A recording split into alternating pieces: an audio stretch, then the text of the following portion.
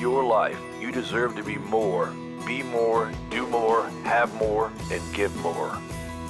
And now the Becoming More podcast with Dianna Kokoszka. Welcome to Becoming More, a podcast where we interview people on how they became more, giving you inspiration and motivation so you understand that you absolutely can do the same. Today with me is Matt Teter. Now, Matt, you and I have known each other for quite a while, and you've got a little bit different career. Sure. You played baseball, then you got in as a team leader with Keller Williams Realty, and you built a great market center. Yeah. Then you started selling real estate with a team inside that market center. Yeah. And then, of course, I spotted you and said, oh my goodness, I gotta have him at the MAPS, Mega Achievement Productivity Systems, and you became a coach. And now you're coaching realtors, training realtors, and helping them find the greatness that's inside of them. So I want to go back to your baseball. Sure, yeah. Because that's where you learned a lot about this coaching stuff. Sure, yeah. Yeah, and about leadership. So take us back. How did you get into baseball? I mean, I started when I was 3. So getting into baseball was like, I think for a lot of people, you get taken to play the sport. You get taken to, my dad took me, and it was a great experience to begin. And early on I loved it, and I wasn't great at it. Didn't get great at it until 12 or 13. And at 13, I went to a baseball camp at Calvert Hall, which was one of the top. It's a top private school in the country. They're very competitive. They have great baseball teams. So a camp. It was during the summertime. Yep. I went to a camp, and there was something about the experience of being in that camp where I realized I can play at a higher level, right? I have hope. There's something, right? It was a light bulb moment at that, and it really turned a corner for me where I made a decision that I was going to play at a higher level. So was it the people that were there? Was it the coach that inspired you? I think you put your finger on it. I think it was the challenge of the level of play and realizing that I could hang, that I could actually, that I could play at that level, that I could compete. And then I went and started playing. I think I got a little bit taller, I got a little bit stronger. It's one of those things. Some people develop early. I developed kind of mid-teens, so a little bit later. And played in high school. I got called up to varsity my freshman year. I was happy to do that. And then, well, that says a lot right there. What position were you playing? Back then I played third base. And then when I went to my junior year of high school, they were looking at me for outfield. And so they were gonna, if you throw that hard in the infield, they on a college level, if you have a little bit of speed, they want to move you out. So because you can get it home if you need to, right? Yeah. So I remember working over the summer before I was going to start going to try out for colleges, and throwing for the first time from outfield to bases with my coach, my AAU coach. And I transitioned outfield. I played Division III baseball at McDaniel College, and I think one of the most important life lessons and experiences for me, a lot of things happened that were challenging at a time that I wasn't very mature to handle them, and I'm appreciative of them today because it shaped who I am. I started my freshman and sophomore year in college, which is unusual. It's the reverse. Most people would, had I gone D1 or had I gone to a higher division, I probably would have, been redshirt and started later on in my career. I wanted to play, so I played Division III. I started my freshman year, started my sophomore year. My junior year, Harold Baines' son. So Harold Baines played for the Orioles and the White Sox. Right. He was, at the time when his son transferred, he was the third base coach for the White Sox. Harold Baines' son transferred and took my spot. And so I went from starter to a role player. What went through your mind at that point? Not very mature things, anger, frustration, definitely something that's maybe surprising today, but a victim mentality, a victim mindset. Why did this happen to me? I made the wrong choice. I'm at the wrong school. I'm in the wrong place, that type of thing. And for a year, I just don't think I was a very good version of myself because it was the first time I had faced somebody can take your spot. somebody can talent alone. So you had won all along, always Yeah. being promoted, always finding Yeah. success. Yeah. And as Bill Gates says, success is a lousy teacher. Yeah, it was. And so I finally, it was I think one of the things I realized today in coaching leaders and professionals is that, I mean this respectfully, I coach a lot of people that are in their 40s and 50s and they've never had their spot taken. Oh, wow. And you can see it, you can sense it. And because our industry, today, Yeah. and mostly I work with real estate, but I work with some other people and I work with some other people. And our industry today has been easier for the last several years, really, you could argue for the last 10 to 12 years. And over the last 12 to 24 months, it's been normal, to be honest, and yet more difficult in comparison to the past. In 2011, we were pulling out of that bad time, right? Yeah. And people forget that, and that's okay, because after all, just learn from the past and move forward.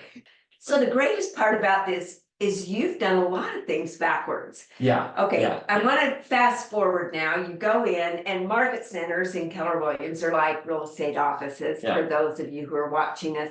Yeah. And you become the leader, the person that's responsible to recruit people, to grow the market center, to make certain that, boy, it has profits, right? Yeah. And you've never sold real estate. No.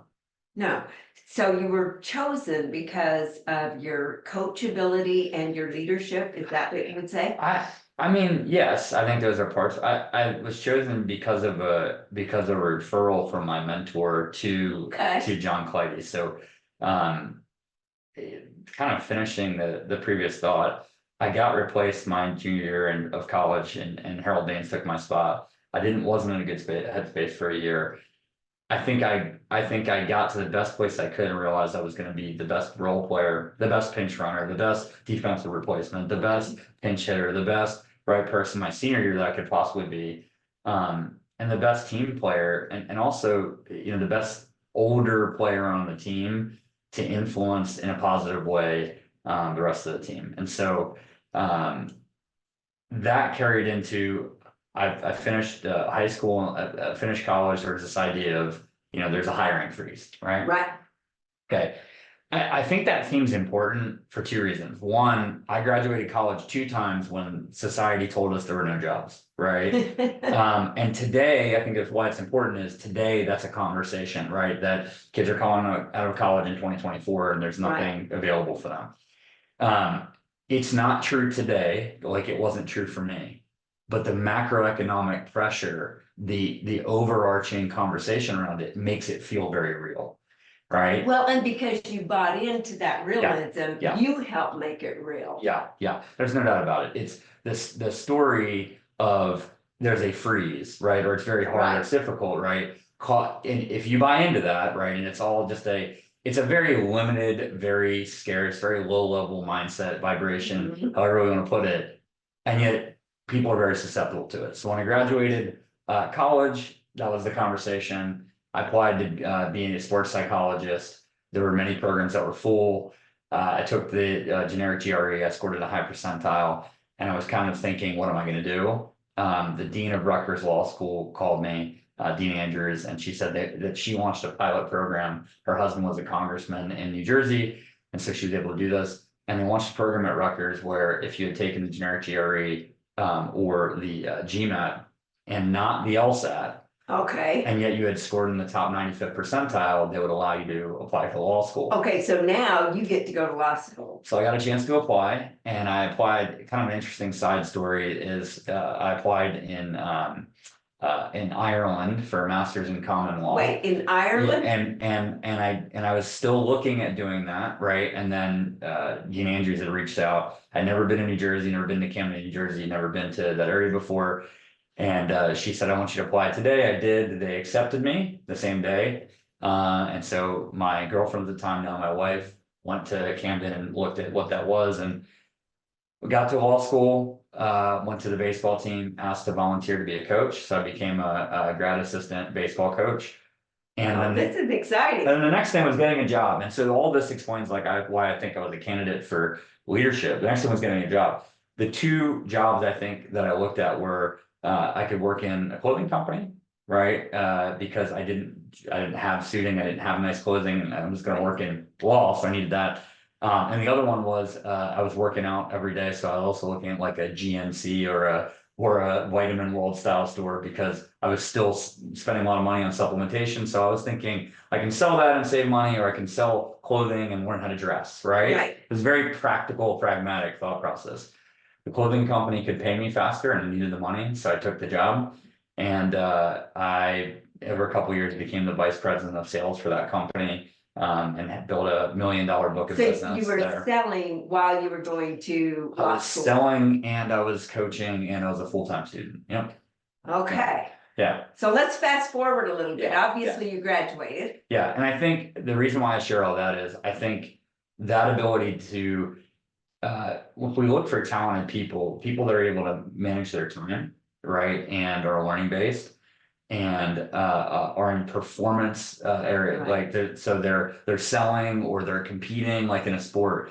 That's a great combination, and it's not just because it's a self-fulfilling thing for me. That's a great No, it is combination a of great challenges, combination. right? For talent, where we look for somebody that, hey, they're competing, they're selling, they're consumer facing, their communication. I think that combination is what allowed me, my mentor, my clothing store, Rob Turner,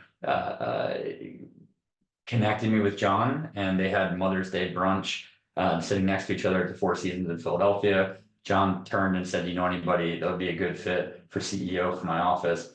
Rob had known me for a while and recommended me, and I interviewed in May of 2013. I was hired and started in August as team leader in 2013.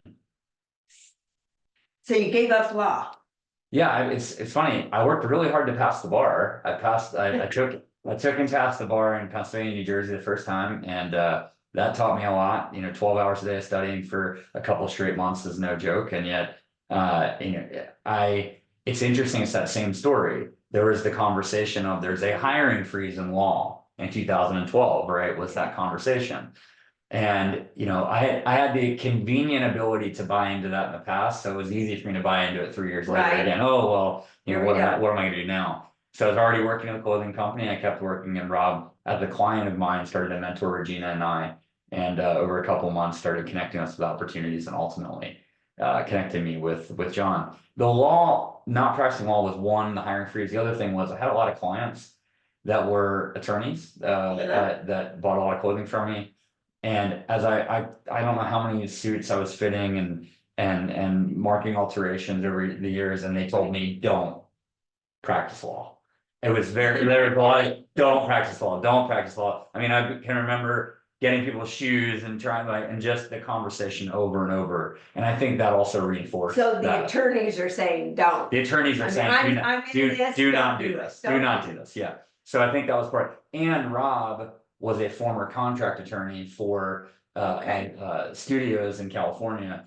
And he was worked in, he was the vice president of a technology company, he was a sales VP for an international technology company. And he also said, he made a comment to me that I think that was really important. He said, in law, everyone's in law, kind of obvious. He said, what's interesting is outside of law, people put a greater value on people that have gone through law school. So he said, you may get people that put you at a higher level because you completed law school, because you passed the bar outside of law than you experience inside of law, like in business. And I think that was, I think that's very surveyed true. Yeah. So in all that you're talking about, how important are mentors in your life? Hugely important. And immediately when I started in real estate, you were mentoring me without knowing me, because of daily videos that you used to do. Yeah, the power ups. Yeah, the power ups. I do to you. Yeah. And so that was part of the mentorship, that we had. I took bold on an almost immediate basis, getting the industry. Obviously, we saw you at national events and speaking right off the bat. So, and the reason why I say that is we have a relationship now, and yet mentors are vitally important, yet you don't have to have a personal relationship with them for them to be vitally important. So some of the people that you worked with, which is part of the reason personally worked with, part of the reason why I was so attracted to working with you, Zig Ziglar and Jim Rohn, were people that my dad had on in the car when we were driving somewhere as a kid, whether it's baseball or somewhere else, there were that kind of Norman Vincent Peale and Jim Rohn and Zig Ziglar were on the car, and I wasn't cognitively aware, and yet subconsciously was, being mentored by those individuals. Then having people that are in your life obviously is more impactful, that you have personal relationships with. Rob Turner is still a mentor for Gina and I today. His wife Rosemary, they mean a lot to us, and they've been highly successful. Obviously yourself and Tony, John and his wife Andrea. I think it is vital to find people that can help you and can steer you and can help you make the right decisions. And also can take a phone call when you're confused or upset or not aligned or not on track. That will tell you the truth. And we'll also, and we'll tell you the truth, and we'll also give you the hope or the push or the kick that you need to keep moving forward. Exactly. And I love that you say you don't need to know them, because I mean, like Einstein was one of the mentors. I didn't like personally how he was, yet Sure. in the science, I mean, he was amazing. Sure. And so I learned so much from him. Jim Rohn, I remember going to his first program, I paid $10. And yet Wow. when I heard him, and this is who you are as well, is you hear somebody and it just rings true with you so much, you have to follow them because they're going to take you somewhere, like this Rob gentleman did. Yeah. And you stayed in touch with him for all these years. Yeah. It's been 11 years. Yeah. Oh my word. Yeah. Well, I know when I met you, I definitely put a stamp, so to speak. And I did, because I was after you. And of course, I talked with John before I ever approached you. I think you always do that with people. Yeah. And of course, he gave his blessings, because as a mentor, mentors always want you to move forward. Yeah. They want you to have those opportunities. Yeah. Yeah. And so you came to MAPS and you started working there, and realizing that the leaders really did need coaches, just like agents, just like everyone else. Yeah. So tell us about what attracted you about being a coach. I think I was a college baseball coach. Right. And I got into real estate, and, we looked at, I remember I sat with the gentleman that helped me join the company. His name was Dave. And Dave sat down with me and showed me the opportunity map. So there used to be this tool that kind of showed you in the bottom and then all the places that you could go, right? And it's funny, we have a program now that it's come full circle where we teach that as a way to help people cast their vision and see their future. And it was really great for me. And he showed all the different places, and I was really keyed in on, it said coach, and that got me excited about, well, I'm a coach now, what do you mean by coach, right? Like, you can coach other people. Yes, you could earn the right to be, and we really had what I enjoyed is we had very high standards at that point. You could earn the right with great performance to be able to do that. So what attracted me to it was I was a coach. I found out you could do that. To me, that was the first thing inside, this organization that I got really excited about. And I think fundamentally what it comes down to is, if you sell, you help an individual. If you lead, you can help a large group of people. If you coach the leaders, right, your impact can be even larger. Well, it's addition versus multiplication. Sure. And you've always been somebody that wanted to multiply things. I knew that about you. Yes, our standards were high. Yeah. And I think that's one of the reasons that people desired you as a coach. Oh, I thought you were going to say why we were attracted to working with you, because because that's why I was attracted to it. I was attracted to the standards, and I think I learned a lot from. I chose a college experience, like I said before, where if I go to this level, I can play, and a lot of people have funny feelings about regret. I thought a great book was The Power of Regret. People say no regrets. You have no regrets. No. I don't know how human that is. I think we learn a lot from the decisions that we wish we could have made differently or made again.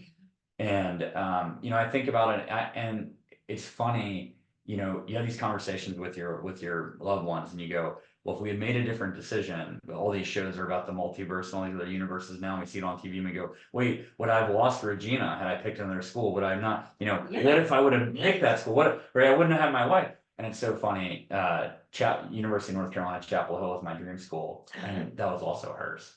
So what's funny about those conversations and how the world works is we still met. Yeah, we still would have had that even though we didn't go there, right, we both wanted to play, I wanted to play at that school, she wanted to go to that school, so I don't think, you would lose out by making a different decision, but I think the regret of not making a decision to challenge yourself in the past causes you to challenge yourself more in the future, be attracted to organizations or people that have higher standards in the future. At least for me, I've experienced that. And I think for a lot of people that, they've learned from their own life and decided how they can navigate in a different way or different capacity in the future. It certainly helped me.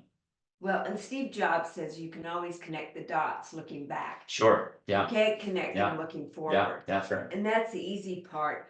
So over these years that you've coached, we all learn so much from the people that we coach. Yeah. What advice do you have for the people listening to us right now or watching us to say success leaves clues? Yeah. So what clues do you have for us today to become more? Well, there's a book by Michael Bungay Stinier called The Coaching Habit. Yeah. I think it's phenomenal. And the fundamental question he talks about in the book is, what do you want?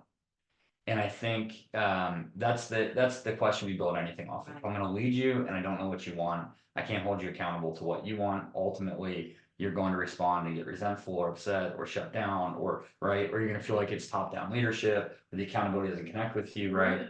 And there's no game. Yeah, I can't coach you from a standpoint of not knowing what you want, because holding you accountable is going to be generic or disconnected, or it's going to be based on my goals instead of yours. So I think the starting point for success is being clear. You've taught us clarity is power, being clear on what you want and sharing that with the people that mentor coach in your life. Let's go back. I mean, I know what I taught in coaching. I know what you've read and things like that. And our listeners, if they're not real clear, what would you be saying to them to get clarity? Well, I think one thing is to get quiet, right? I think if we're talking about just getting clear on your life, right? The first thing is, what is your version of getting quiet, right? We've got to get the noise out of our life to be able to think with clarity, to be able to move forward. So for some people they pray, for some people they meditate, for some people they go on a walk or they run or they go into nature or whatever that is, or if you're crazy like me, you get in a sauna and then a cold plunge or whatever it is, right? But and it's, what is your version of getting quiet? I think clarity first is about getting quiet. Okay. It's also about asking yourself the question, what do I really want? And sitting with the question, right? What do I want my life to look like? What outside of Michael Gervais wrote a book called The First Rule of Mastery. His point in the book is avoiding what he calls FOPO, the fear of other people's opinions, right? So removing other people's opinions from your thought process, or what that is, from your basis, from your thought process. What do you want your life to look like? What do you want your future to look like? Another way of thinking through this thought process would be, this is a really popular thing on social media right now, and I think it's a great idea.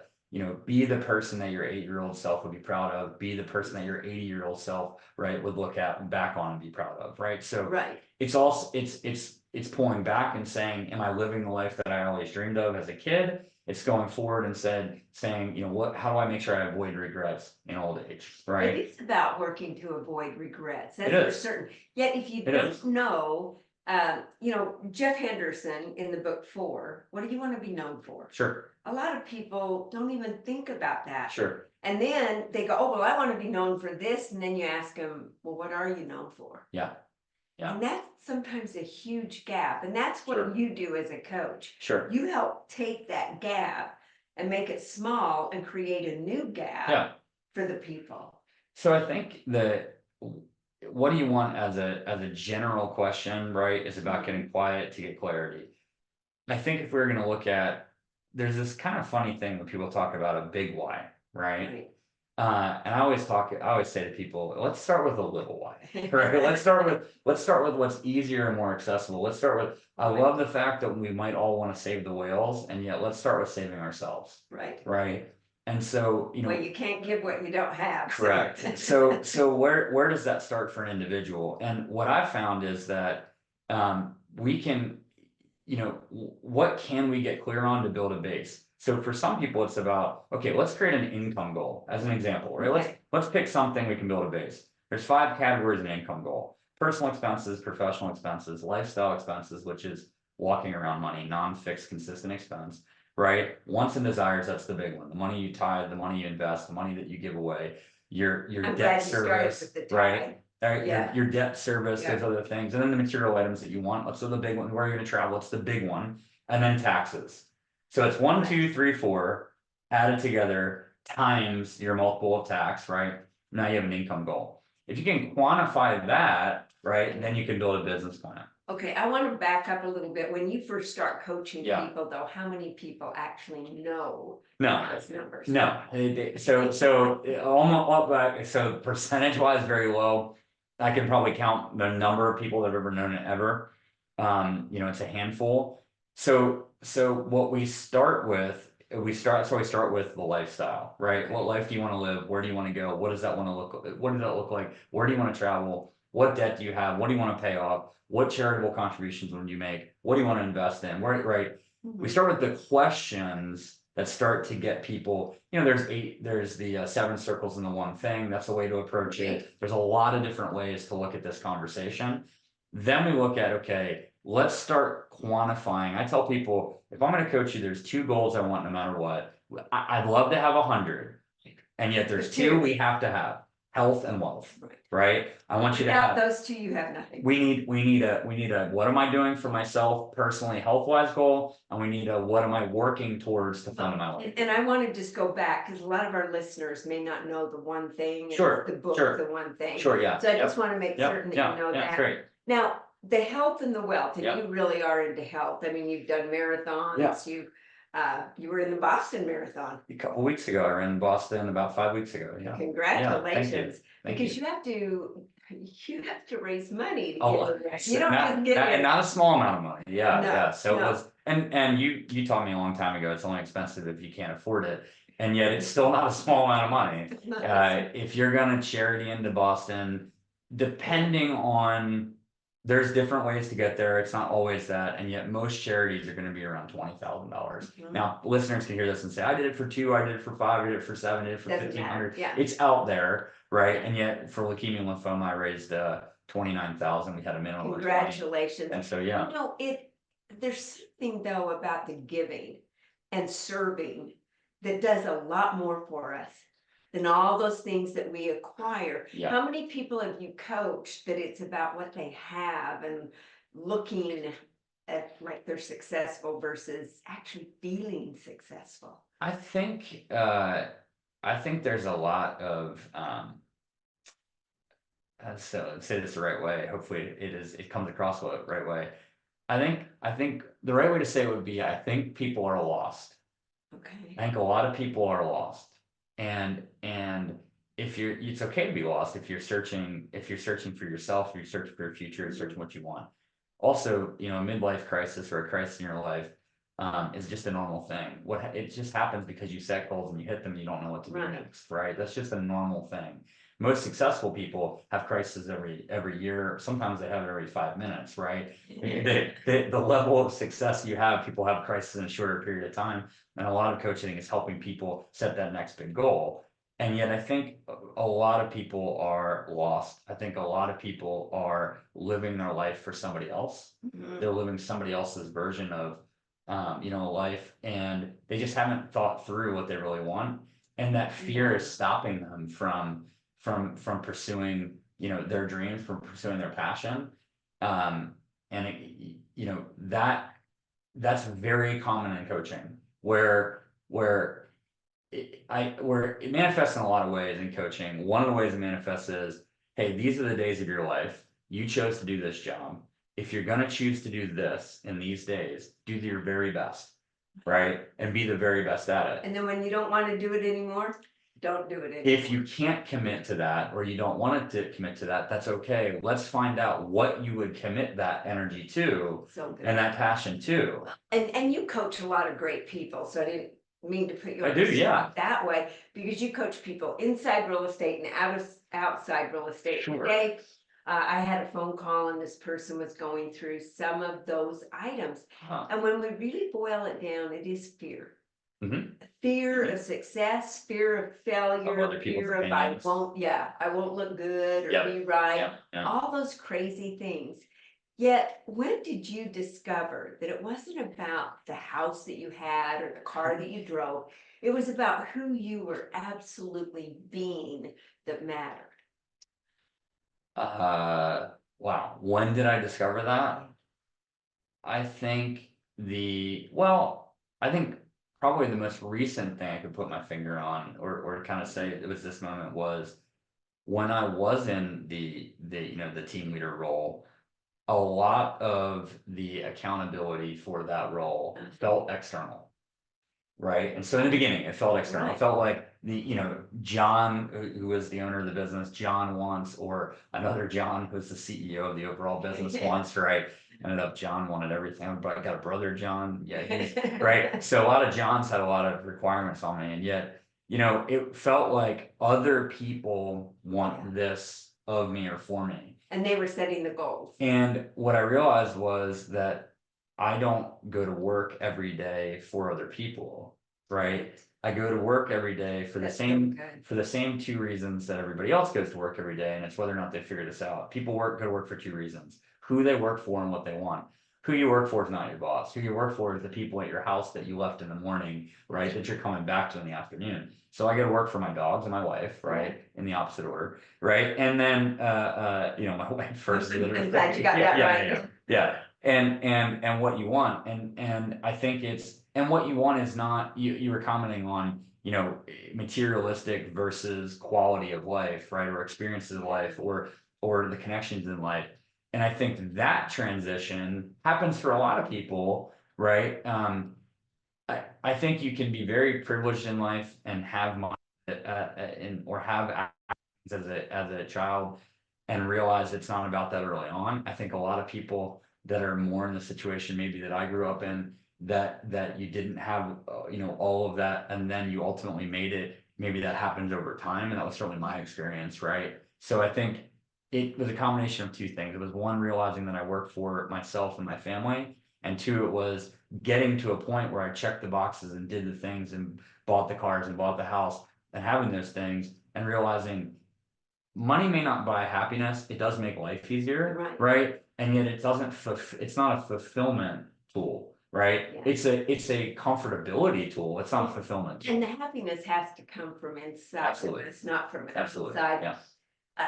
I think it's interesting because a lot of people go, "Oh, I want to be like that person. I want to Sure. be rich." Sure. And there's such a difference between rich and wealthy. Mm-hmm. And a lot of people get those two confused.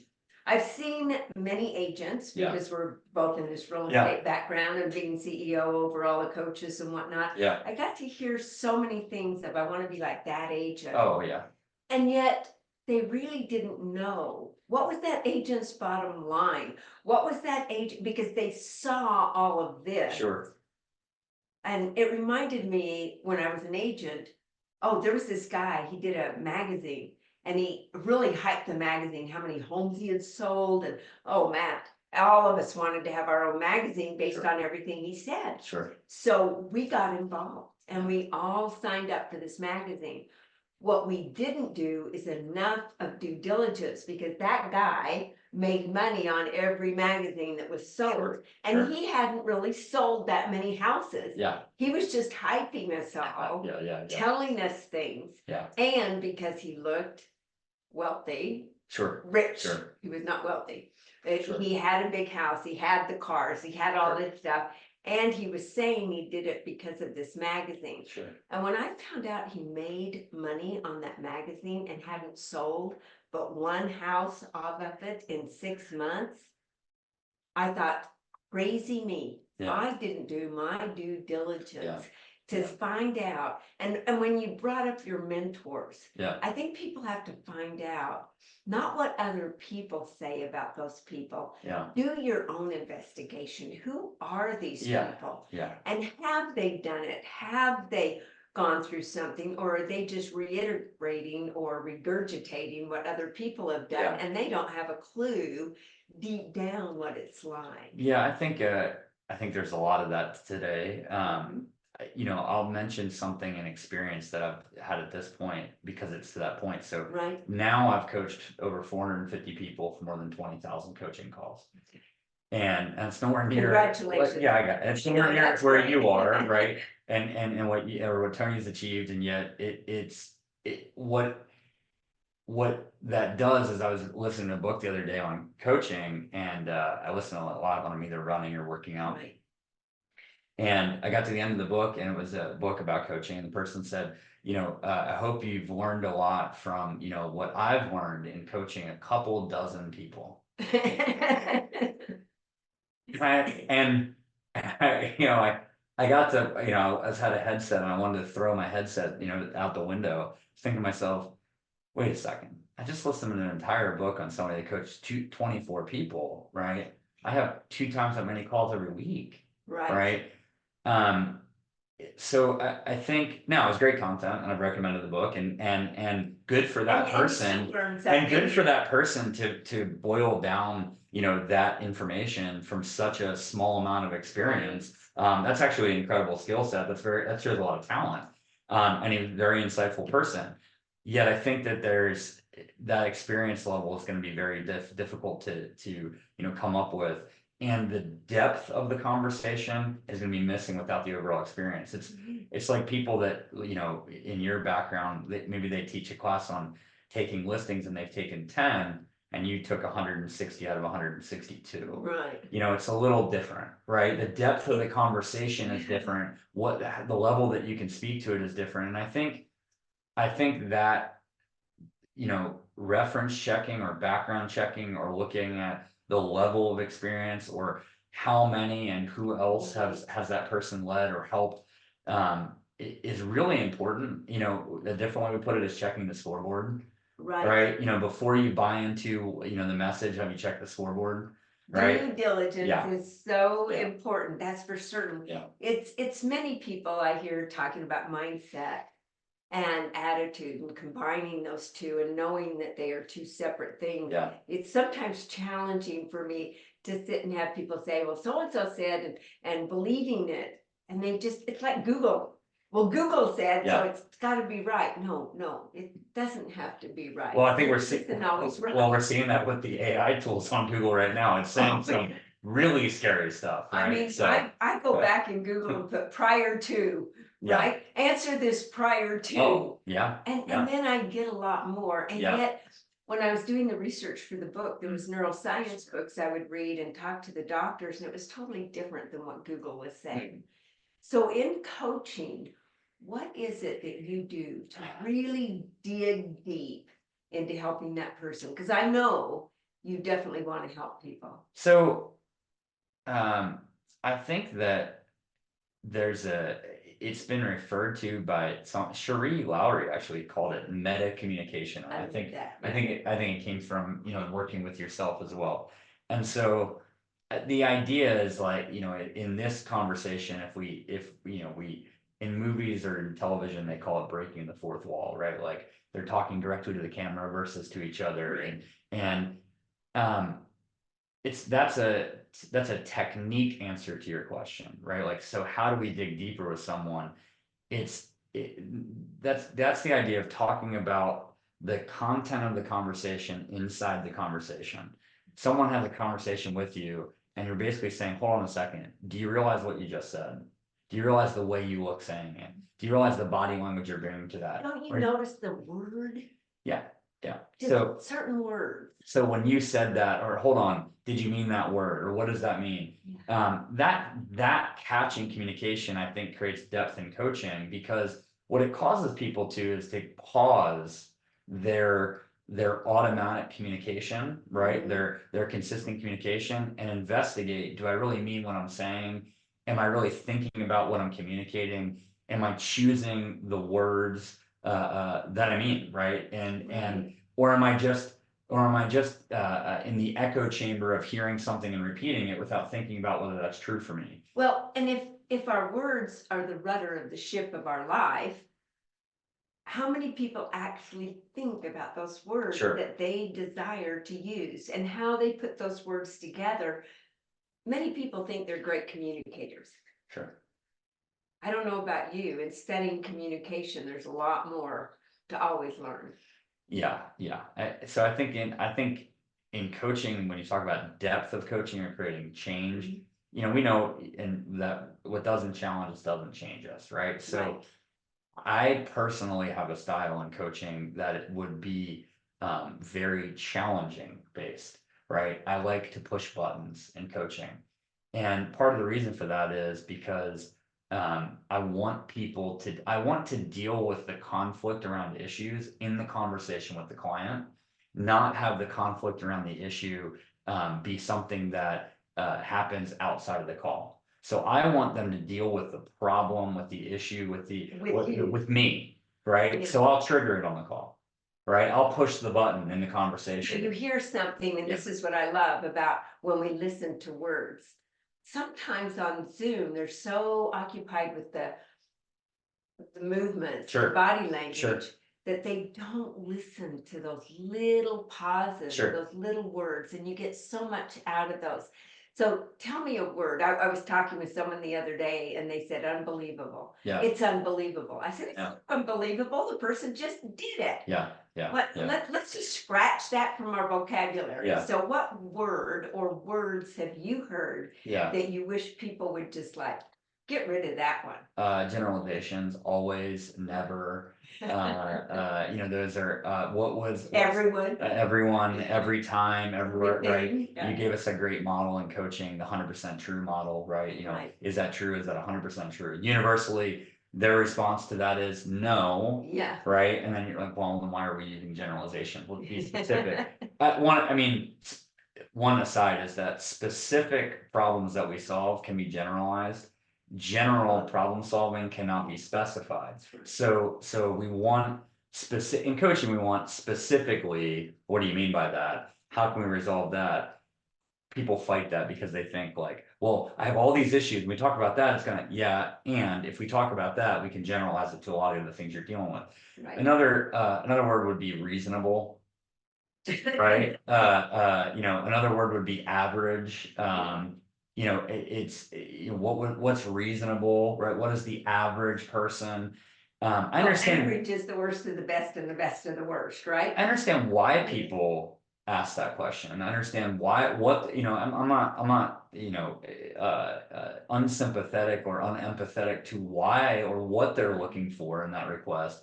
And yet it's not going to serve what they ultimately want. Looking for, you know, the most common performance, right, in any given area. So I think those are a lot of the things that if we can remove generalities, if we can remove any generalities in general language, if we can have specific conversations and then take away the averages, right, we would have a lot better conversations. Okay, so let's kind of start wrapping this up here. We started out with how some things that you went through, and you learned that victim was not who you desired to be. No. Even though we've all played victim. Sure, yeah. We have all been a victim, we have all been a villain, we have all been a hero. Sure. And some of us have been coaches and mentors, Sure. right? Yet every story is made up of those things. So then you found the mentors that helped you. You made some choices. Yeah. And you went in a different direction after making those Sure. choices, yet they've all helped you, correct? Yeah. Okay, help fill in all the blanks here. And then you started figuring out what it was that you desired to do. Mm-hmm. And that was to lead and help people. Yeah, I think to me, there's nothing more powerful than an authentic thank you. Yeah. Right? When somebody says thank you and they mean it. And you can tell, can't you? Yeah. There's somebody shares their personal goals with you and then they achieve them and they come in the office and close the door and say, I just want to say thank you. Right. Those moments, even reflecting on them, are emotional. Yeah. Right. Because they mean that there's real value in them. I think that there's also, you know, you can become in a positive way addicted to that, right? Mm-hmm. And I think in leadership, you know, we're not humans are complicated and simple at the same time. The simplicity is we're chasing dopamine, we're chasing positive feelings, we're chasing that feedback. We want to be right? validated. We want to be appreciated. And so I think the leadership, maybe this is not the thing that we all want to say that is the best version of leadership. And yet I think what happens for leaders is they receive a feeling of validation, right? Of helping someone change or impact their life. And I think what the pursuit of leadership is chasing that feeling. I think it's how often can you get that validation? How often can you get that feedback? I think what's noble about leadership and what's great about leadership is you're pursuing your dopamine by making sure somebody else gets what they want. Right. I think you can get addicted to that though. Yeah. I know a lot of people, I've heard them say, oh, I've changed all these lives. And I went, if you take credit for changing lives, and you have to take credit for all the lives you didn't change. And I personally believe people make the choice to change their life. I didn't have anything. I may have given them words, I may have given them the environment, I may have asked a question. They had to make the choice though. Yeah, I think that's why I said authentic thank you. That's why I said when somebody closes the door and says it to you, I think yes, saying that you lead people for clout is probably going to be one of the fastest ways that you'll lose or not have the ability to gain credibility. Serve enough people, you'll be a great leader. Serve enough people, you'll make money. Serve enough people. It's all about serving other people, giving them a kick when they need it, having high standards, and holding people accountable to those standards. And some people like it and some people don't. And the ones that don't will definitely make certain everyone doesn't like you or say things. Sure. And yet there will always be people that will sing your praises when you help them. And I know you've helped people. Let's go back to that. You were your unsung hero, so to speak. Your wife has just supported you through everything. And that's very important. You brought up how important it is to know who you're working for. Yeah. And that when you go to work in the morning, you remember who you're working for, and you serve other people, and you constantly are willing to dig in and actually have that confrontation to help people get better because you care about them. What parting words do you have for us? Get to a clear goal. Get to a clear goal. And clarity is power. And you're going to have it, achieve it, and then be out of clarity again.